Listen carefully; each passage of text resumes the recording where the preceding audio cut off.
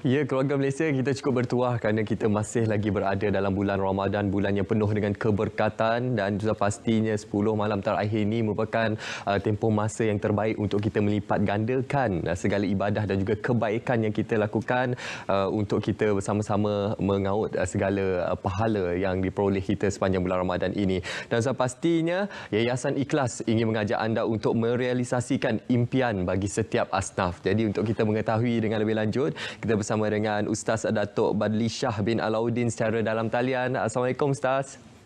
Waalaikumsalam warahmatullahi wabarakatuh. Baik Ustaz, kita berada dalam 10 malam terakhir bulan Ramadan. Cepat masa berlalu Ustaz. Jadi mungkin Ustaz boleh kongsikan apa antara amalan-amalan terbaik yang boleh kita laksanakan sepanjang berbaki kurang daripada seminggu saja lagi bulan Ramadan ini Ustaz. Assalamualaikum warahmatullahi wabarakatuh. Muslimin muslimat sekalian, dalam baki tinggal 10 hari terakhir pada bulan Ramadan ini, kata para ulama, kalau boleh ada 7 amalan janganlah kita tinggalkan dan kalau boleh diusahakan. Pertama sekali adalah bertahajud. Yang kedua adalah sentiasa jaga wuduk ataupun dalam keadaan air sembahyang. Yang ketiga beristighfar setiap masa. Yang keempat menjaga sembahyang duha. Yang kelima membaca Quran sebelum terbit matahari. Dan yang keenam, tidak meninggalkan solat berjemaah di masjid. Dan yang ketujuh, bersedekah setiap hari. Sebab itu kita bulan Ramadan ini kalau tak bersedekah sangat rugi. Sebab itulah Nabi SAW menyebutkan, kita bersedekah ni tasaddaqu walau bitamratin. Sedekahlah walaupun dengan sebiji tamar. Itu orang berbuka, orang selalu sedekah tamar. Dia pegang betul hadis ni. Dia bagi sebenarnya boleh je bagi oren ke bagi buah apa-apa pun okey. Tapi itu sebagai gambaran. Buah tamar ni buah yang kecil sangat. Tak adalah besar-besar durian. Tapi Nabi sebutkan fa innaha tasuddu minal ja'i. Walaupun dia kecil, dia boleh mengenyangkan orang yang lapar. Wa tudfi'ul khati'ah kama yudfi'ul ma'un nar. Dan dia boleh memadamkan dosa-dosa kita sebagaimana air mampu memadamkan api. Sebab itu bersedekah ni kita kena lakukan sepanjang Ramadan. Walaupun sebiji tamar. Bahkan dalam hadis yang lain Nabi menyebutkan fattaqun nar walau bisyikkin tamratin. Bersedekahlah kamu, takutlah kamu pada masuk neraka walaupun kamu bersedekah hanya setengah biji buah kurma saja. Artinya sedekah mesti dilakukan hari-hari. Sedekah ini bukan sekadar sedekah duit, tapi sedekah dari segi nak membantu orang yang memerlukan. Misalnya, kita membayar zakat itu juga adalah sebahagian daripada sumbangan kita, zakat fitrah. Kita meraihkan orang berbuka puasa, itu juga adalah sumbangan kita. Termasuklah benderma darah. Misalnya, itu sekarang kita ada sedekah cara baru, benderma darah. Dan termasuk yang kita nak wawarkan adalah berkenaan, kita sama-sama bersedekah untuk membantu asnaf. Yang ini kita nak mengambil perhatian. Baik, Ustaz ada menerangkan berkenaan keberkatan bersedekah dalam bulan Ramadan ini. So, pasti kita nak melipat gandakan usaha dan juga segala kebaikan kita, Ustaz. Dan mungkin Ustaz boleh memberikan penerangan bagaimana kita nak bantu masyarakat di luar sana turut bersama-sama dengan Yayasan Ikhlas bagi membantu ataupun merealisasikan impian bagi setiap asnaf, Ustaz.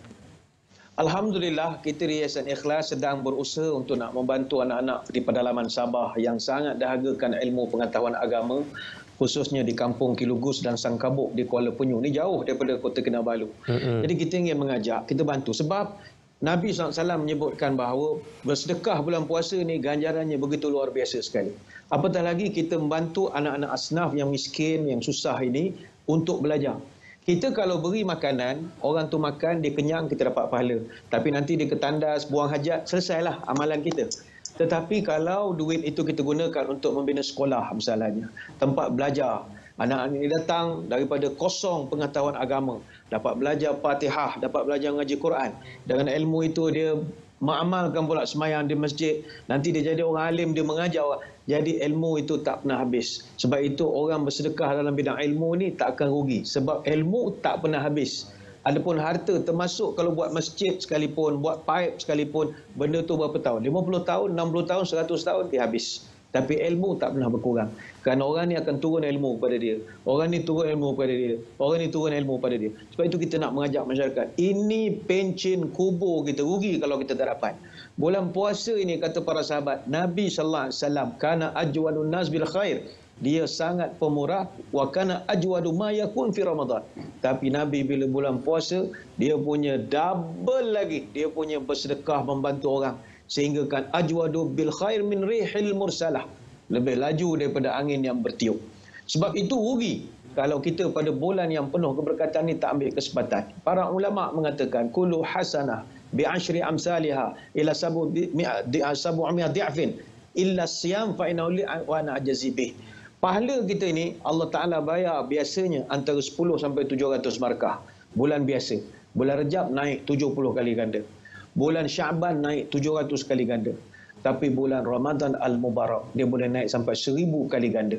Maka adakah kita tak nak merebut peluang ini? Mari muslimin muslimat sekalian, kita bantu asnaf yang memerlukan. Bukan sekadar orang miskin, saudara-saudara baru misalnya, orang mu'alaf, orang yang misalnya terjerut dengan masalah-masalah ekonomi.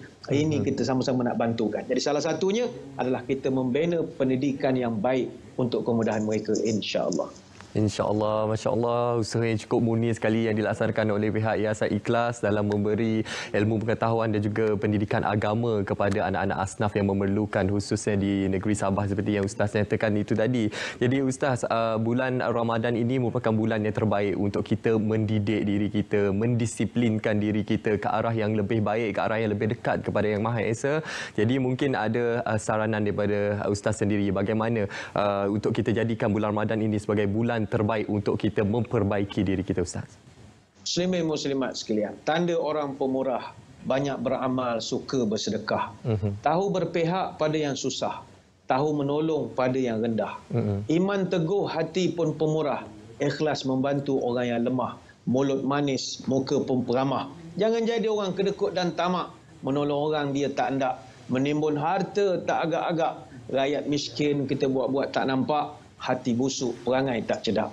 Sedarilah bahawa di saat kita bersemangat nak membantu rakan-rakan kita daripada luar, rupanya ada di tanah air kita masih lagi orang yang tinggal di pedalaman yang sebenarnya sangat dahagakan kepada ilmu pengetahuan agama, tetapi disebabkan faktor jarak, mereka ini tak dapat nak ke hadapan. Sebenarnya mereka terlalu berkehendak. Sebab itu kita mensasarkan pembinaan sekolah ini nanti, insya-Allah boleh memberi peluang yang sangat berharga buat 402 orang pelajar di 7 buah kampung berdekatan. Sebab sekarang ini mereka nak menuntut ilmu, kena berjalan kaki hampir, atau kenderaan kena pergi hampir 11 km agak jauh.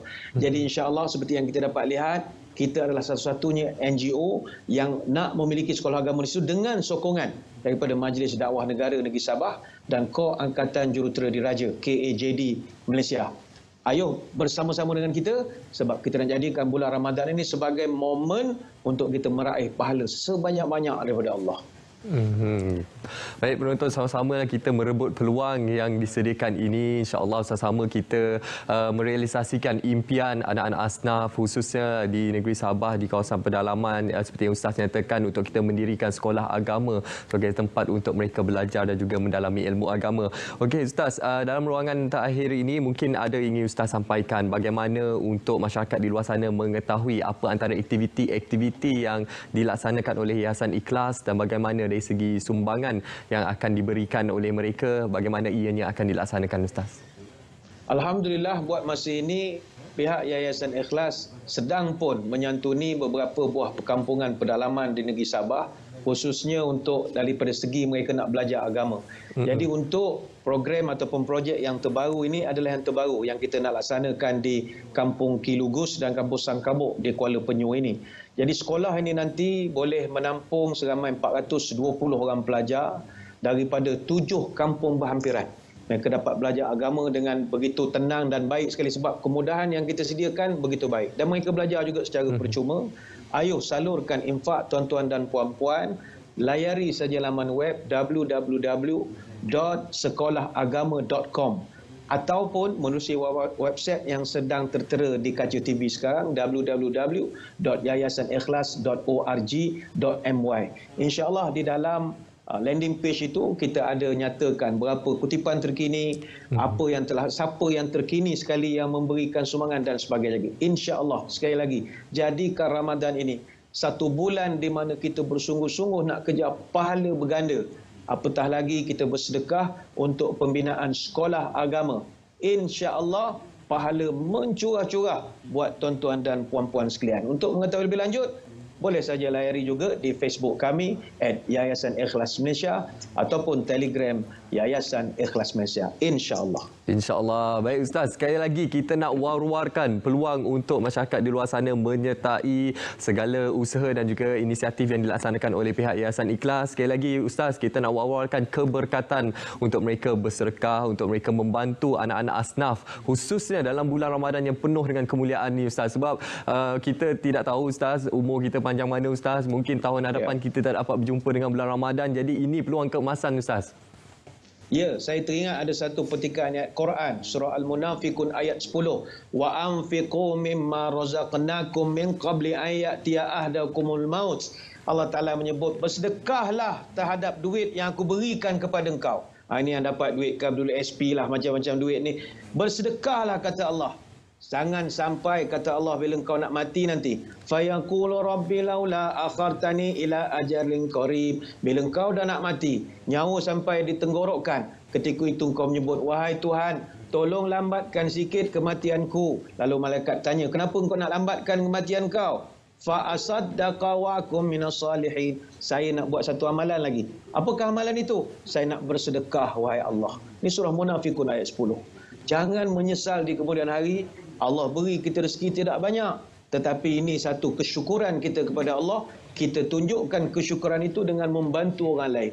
Sebab dulu kita susah, 2 tahun kita susah misalnya, sehari 2 ni dapat rezeki lebih, dapat macam-macam imbuhan, bonus orang macam kerajaan berdapat bonus. Jadi kita realisasikan, manifestasikan syukuran itu dengan menolong orang susah. Sebab kita tahu kita pernah susah, hari ini kita tolong pula orang yang memerlukan. Sebab itu saudara-saudari sekalian, jangan lepaskan peluang. Kalau ada saja peluang orang mengajak kita untuk membantu sama sendiri, tak kira apa saja. Dalam konteks kita pada pagi ini cerita tentang sekolah. Tapi mungkin ada yang lain-lain memerlukan kepada sumbangan derma darah misalnya. Bantu. Jangan kita berkira dari segi tenaga, kelebihan apa yang ada pada diri kita ini. Sebab Allah Ta'ala ulang dalam ayat itu. Orang nak mati nanti, yang paling mereka minta kepada Allah, nak balik semula hidup 5 minit saja. Apa sebab dia nak? Bukan nak pergi umrah, bukan nak buat tarawih, bukan nak puasa, bukan nak khatam Quran. Mereka nak bersedekah. Sebab kata para ulama tafsir, orang yang dah nak mati nanti diperlihatkan oleh Allah di hadapannya betapa besarnya pahala bersedekah. Mungkin dia semasa hidup pernah sedekah sedikit-sedikit beri pada orang susah 20 sen ataupun RM1. Tapi dia tengok rupanya itulah yang memberi keberkatan pada dia. Baik, insya-Allah sama-sama kita merealisasikan apa yang telah disarankan oleh Ustaz untuk kebaikan kita bersama. Baik, terima kasih kita ucapkan kepada Ustaz Datuk Badli Shah bin Alauddin yang merupakan duta bagi Yayasan Ikhlas. Kita sama-sama doakan segala usaha dan juga inisiatif yang dilaksanakan oleh Yayasan Ikhlas dipermudahkan dan juga mendapat keberkatan daripada Allah SWT. Terima kasih Ustaz. Terima kasih.